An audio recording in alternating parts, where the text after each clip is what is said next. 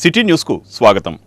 జిల్లా వ్యాప్తంగా నిర్వహించిన పోలింగ్లో 84.45% పోలింగ్ నమోదైనట్లు జిల్లా ఎన్నికల అధికారి కలెక్టర్ డి.కె. బాలాజీ తెలిపారు. జిల్లా వ్యాప్తంగా నిర్వహించిన పోలింగ్లో మచిలీపట్నం పార్లమెంటు నియోజకవర్గ పరిధిలోని 7 అసెంబ్లీ సెగ్మెంట్లలో మొత్తం 84.45% పోలింగ్ నమోదైందని జిల్లా ఎన్నికల అధికారి జిల్లా కలెక్టర్ డి.కె. బాలాజీ తెలిపారు. మచిలీపట్నం పార్లమెంటు పరిధిలోని గన్నవరం సెగ్మెంట్లో 84.88%, గుడివాడ 82.51%, పెడన 88.57%, మచిలీపట్నం సెగ్మెంట్లో 81.91%, అవనిగడ్డ 86%, పామర్రు 88.11%, పెనమలూరు 79.14%, మొత్తంగా పార్లమెంటు పరిధిలో 84.45% పోలింగ్ నమోదైందని తెలిపారు. పోలైన ఓట్లకు సంబంధించి గన్నవరం అసెంబ్లీ మొత్తం 2,79,054 ఓట్లకు గాను 2,36,848 ఓట్లు పోలయ్యాయని, గుడివాడ సెగ్మెంట్లో 2,04,271 ఓట్లకు గాను 1,68,537 ఓట్లు పోలయ్యాయని, పెడన సెగ్మెంట్లో 1,67,564 ఓట్లకు గాను 1,48,413 ఓట్లు పోల్ కాగా, మచిలీపట్నం సెగ్మెంట్లో 1,96,680 ఓట్లకు గాను 1,61,109 ఓట్లు పోల్ కాగా, అవనిగడ్డలో 2,12,331 ఓట్లకు గాను 1,82,600 ఓట్లు పోలయ్యాయని, పామరులో 1,84,632 ఓట్లకు గాను 1,62,683 ఓట్లు పోలయ్యాయని, పెనమలూరు సెగ్మెంట్లో 2,94,928 ఓట్లకు గాను 2,33,413 ఓట్లు పోలయ్యాయని కలెక్టర్ తెలిపారు. జిల్లా వ్యాప్తంగా మొత్తం 15,39,460 ఓట్లకు గాను 12,93,603 ఓట్లు పోలై 84.45% పోలింగ్ నమోదైందని కలెక్టర్ తెలిపారు. మచిలీపట్నం నియోజకవర్గంలో 81.91% పోలింగ్ నమోదైనట్లు అధికార వర్గాలు తెలిపాయి. మచిలీపట్నం నియోజకవర్గంలో 81.91% పోలింగ్ జరిగినట్టు అధికార వర్గాలు తెలిపాయి. మచిలీపట్నం నియోజకవర్గంలో జరిగిన పోలింగ్లో 81.91% మేర ఓట్లు పోలైనట్లు రిటర్నింగ్ అధికారి ఎం. వాణి తెలిపారు. నియోజకవర్గంలో మొత్తం 196,680 మంది ఓటర్లకు గాను 161,109 మంది ఓటర్లు తమ ఓటు హక్కును వినియోగించుకున్నారని, 94,788 మంది పురుషుల ఓటర్లు గాను నియోజకవర్గంలో మొత్తం 196,680 మంది ఓటర్లకు గాను 161,109 మంది తమ ఓటు హక్కును వినియోగించుకున్నారు.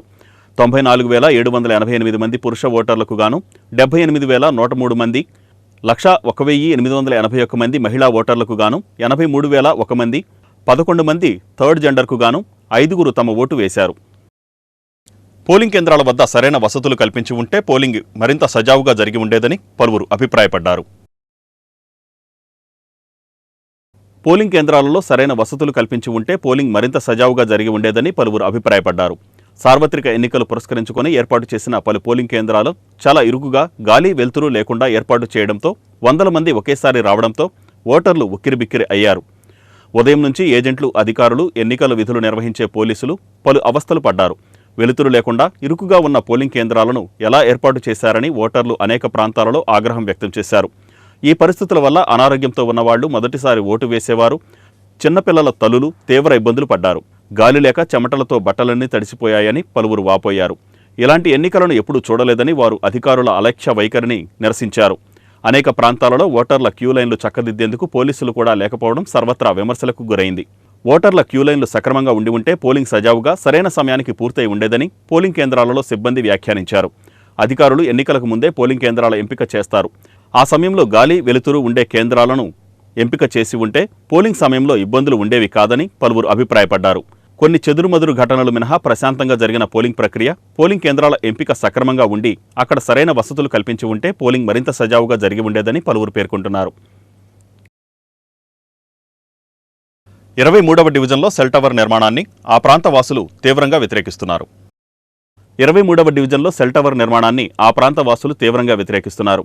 గత 10 రోజులుగా అర్ధరాత్రి సమయంలో దీనిని నిర్మించటమేమిటని వారు ప్రశ్నిస్తున్నారు. సెల్ టవర్ వల్ల వెలువడే రేడియేషన్ కారణంగా అనారోగ్యం పాలవుతామని వారు ఆందోళన వ్యక్తం చేస్తున్నారు. ఆ ప్రాంతంలో గర్భిణులు, హృద్రోగ బాధితులు, చిన్నపిల్లలు ఉన్నారని, అనారోగ్య సమస్యలు తలెత్తితే వైద్యం చేయించుకునే ఆర్థిక స్థితి కూడా తమకు లేదని వారు ఆవేదన చెందుతున్నారు. వెంటనే సెల్ టవర్ నిర్మాణం నిలుపుదల చేయాలని వారు డిమాండ్ చేస్తున్నారు. మేము ఎస్టీ మహిళని, నేను ఇక్కడ టవర్ కడుతున్నారు, నైట్ పూట పనులు చేస్తున్నారు. ఇది ఎవరు పర్మిషన్ తీసుకుని కడుతున్నారో మాకైతే తెలియదు. మేము తెల్లారి లేచిన కాడి నుంచి కష్టపడుకుని బతకాలి. ఏంటి చంటి పిల్లలు ఉన్నారు, కడుపుతో ఉన్న వాళ్ళు ఉన్నారు, హార్ట్ పేషెంట్లు ఉన్నారు. ఏంటి తెల్లాలేసిన నుంచి కష్టపడుకుని బతకాలి మేము. ఈ టవరు కడుతున్నారు, దీన్ని ఎమ్నీట్గా ఇది ఆపాలి. ఏంటి ఎవరు కట్టిస్తున్నారో, ఎవరు పర్మిషన్ తీసుకుని కడుతున్నారో మాకైతే తెలియదు. ఏంటి ఇది ఎవరు కట్టిస్తున్నారు, ఎవరు కట్టమారని మేము అడుగుతుంటే నైట్ 12 తర్వాత కడుతున్నారు. ఎందుకు కడుతున్నారంటే ఇది పోర్టుకి సంబంధించింది, పోర్టు గురించి కడుతున్నాం అని అడుగుతున్నారు. ఏంటి అది ఏంటో మీరు ఎమ్నీట్గా మీరు చర్య తీసుకోవాలి, లేదంటే ఎట్టి పరిస్థితుల్లో మేము ఊరుకునేదే లేదు. ఏంటి చెప్తున్నాం, అది తొందరగా మాత్రం ఇక్కడ ఇవన్నీ తీసేయాలి. సామాను ఇవన్నీ చేర్చారు. ఏంటి మేము ఎంత దూరమైనా వెళ్తాకి మేము సిద్ధమే. మేమైతే మాత్రం పోర్టు ఇక్కడ కట్టడానికి మాత్రం ఒప్పుకోము. మా ప్రాణాలు పోయినా సరే ఇక్కడ ఈ టవర్ కట్టడానికి మేము ఒప్పుకోం. అంతే, మేము మాత్రం ఊరుకునే ప్రసక్తే లేదు. పిల్ల జల్ల అందరికీ ప్రమాదం ఇది. మహిళలు కానీ మా దళిత వాడంతా 150 కుటుంబాలు ఉన్నాయి ఇక్కడ. ఆగండి, ఇక్కడ దళితవాడ పక్కనే 150 కుటుంబాలు ఉన్నారు. ఈ పక్కన ఎస్టీ కుటుంబాలు, బీసీ కుటుంబాలు, దరిదాపు 2000 కుటుంబాలు ఉన్నాయి ఈ టవర్ పక్కనే.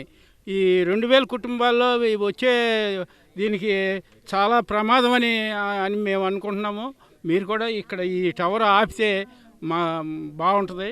ఎవరు ఇచ్చారో పర్మిషన్ కూడా ఎవరో తెలీదు. పర్మిషన్ ఇచ్చిన వాళ్ళు మరి వచ్చి మరి దీన్ని చూసి చేయాలి. ఇక్కడ కార్పొరేటర్ గారు కానీ ఎవరైనా సరే వచ్చి చూడాలని మేము కోరుకుంటున్నాము. ఇక్కడ మాత్రం ఆపాలి. ఇది ఆపితేనే మేము అందరం ఎస్సీ కుటుంబాలు 150 మంది ఉన్నాము. బీసీ కుటుంబాలు ఉన్నాయి, 2000 కుటుంబాలు పక్కన ఉన్నారు. మధ్యలో టవర్ కడటం కూడా చాలా ప్రమాదకరం అని మేము భావిస్తున్నాం. అందరికీ నమస్కారం. ఇది 23వ వార్డు అర్జునవాడకి చాలా దగ్గరలో ఈ టవర్ కడుతున్నారు. ఎయిర్టెల్ టవర్ ఇది దరిదాపుగా ఈ వార్డులో 3000 ఓటింగ్. ఇది వార్డుకి సెంటర్లో ఇది 14 ఎకరాలు. ఇది మున్సిపల్ లేఅవుట్ కాడ అవ్వాల. ఈ సైటు 14 ఎకరాల కాడ పొలంలోనే ఉంది. ఇది గతంలో కాడ నాకు 500 గజాల స్థలం ఉంది. నేను పదవిలో ఉన్నారని చెప్పి మీరు ఇమ్మీడియట్గా వెళ్ళిపోండి అని చెప్పి నా ఇంటికి ఉండి ఇమ్మీడియట్గా నేను పంపించేశా. ఇవాళ ఇక్కడ మేరు చేసిన నాకు తెలియకోకుండా ఇక్కడ జరుగుతుందండి. ఎంతమందికి దెబ్బ ఇది? మనం పదవులు చేస్తున్నామని కాదు, అది మంచి పని చేయాలి. వార్డులో రోడ్లో లేకపోతే డెవలప్మెంట్ పై చేయాలి. కానీ 10 మందికి దెబ్బ వచ్చేది చేస్తారా? మీకు తెలియకుండా జరిగిందా? ఎందుకు? అందరికీ నమస్కారం అండి. ఇక్కడ బిఎస్ఎన్ఎల్ ఏదో టవర్ ఎయిర్టెల్ టవర్ కడుతున్నారంట. మాకు తెలీదు. మా పక్క స్థలం మాది. కనీసం మాకు ఇంటిమేషన్ కూడా లేదు. కడుతున్నామనే సమస్య కూడా తెలీదు. మరి ఇక్కడికి వచ్చి చూస్తేనేమో కట్టేస్తాను మేము మెటీరియల్ అదంతా ఉంది. వెంటనే ఆఫ్ చేసేసి ఈ మెటీరియల్ వెనక్కి తీసుకెళ్ళిపోండి. ఎవరు పర్మిషన్ ఇచ్చారు, ఏం చేశారు మాకు తెలియదు. కనీసం మాకు తెలియాలి కదా. మా సైట్లో మేము కట్టేటప్పుడు ఇది కడుతున్నామండి, వస్తుందండి అని చెప్పేసి. కాబట్టి మాకేం తెలియదు. వెంటనే ఈ ఆపేసి పనులు ఆపేసేసి మెటీరియల్ వెనక్కి తీసుకెళ్ళిపోండి. లేదంటే ఎట్టి పరిస్థితి ఎంతవరకైనా వెళ్ళి భారీ ఎత్తున ధర్నా చేసి కలెక్టర్ ఆఫీస్ దగ్గర ధర్నా చేస్తాం. ఇక మా స్థలం దగ్గర ధర్నా చేస్తాం. ఈ విషయంలో అందరూ మీరు గమనించి దయచేసి అందరూ ఆరోగ్యాల దృష్టి పెట్టి చర్య తీసుకుని ఈ పనులు వెంటనే ఆపేయించేయాలి. న్యాయవాదులు చట్టాలపై అవగాహన పెంపొందించుకోవాలని జిల్లా న్యాయ సేవాధికార సంస్థ కార్యదర్శి senior civil judge KV Ramakrishnaiah తెలిపారు. చట్టాలపై న్యాయవాదులు అవగాహన పెంపొందించుకోవాలని జిల్లా న్యాయ సేవాధికార సంస్థ కార్యదర్శి senior civil judge KV Ramakrishnaiah అన్నారు. జిల్లా న్యాయ సేవాధికార సంస్థ ఆధ్వర్యంలో మచిలీపట్నం న్యాయవాదుల సంఘ భవనంలో న్యాయ విజ్ఞాన సదస్సు జరిగింది. మచిలీపట్నం న్యాయవాదుల సంఘం అధ్యక్షుడు బోరగడ్డ అశోక్ కుమార్ అధ్యక్షతన జరిగిన ఈ సదస్సులో రామకృష్ణయ్య మాట్లాడుతూ న్యాయవాదులకు చట్టంపై శిక్షణా తరగతులు నిర్వహిస్తున్నామన్నారు. శాశ్వత లోక్ అదాలత్ అధ్యక్షుడు డాక్టర్ రామకృష్ణ చట్టంలోని విశేషాలను వివరించారు. సీనియర్ న్యాయవాదులు అజ్మతున్నిసా, గరిమెళ్ల ప్రభాకర్, లంకిశెట్టి బాలాజీ తదితరులు మాట్లాడారు. Bring back the old concepts, which is not a new one. The mediation was not a new one. It was a old, and it was existing in the old and ancient times also. Lord Krishna made his sincere efforts and persuaded all the elders in the court. Then Duryodhana was also persuaded, Dhritarashtra was also persuaded, but ultimately the reply given by Duryodhana, the king of Hastinapur, that he did not want to part with even needle point of land to the Pandavas, though Pandavas requested to at least part with 5 villages. With that they could satisfy themselves. See, that is only a mediation that took place in the Mahabharata. So therefore, the mediation concept was ancient one, so also prior to the existence of law also, in communities, the village elders used to settle the disputes by mediation. But when the disputes are landed in the courts and the courts require proof. ఈ వార్తలు ఇంతటితో సమాప్తం. నమస్కారం.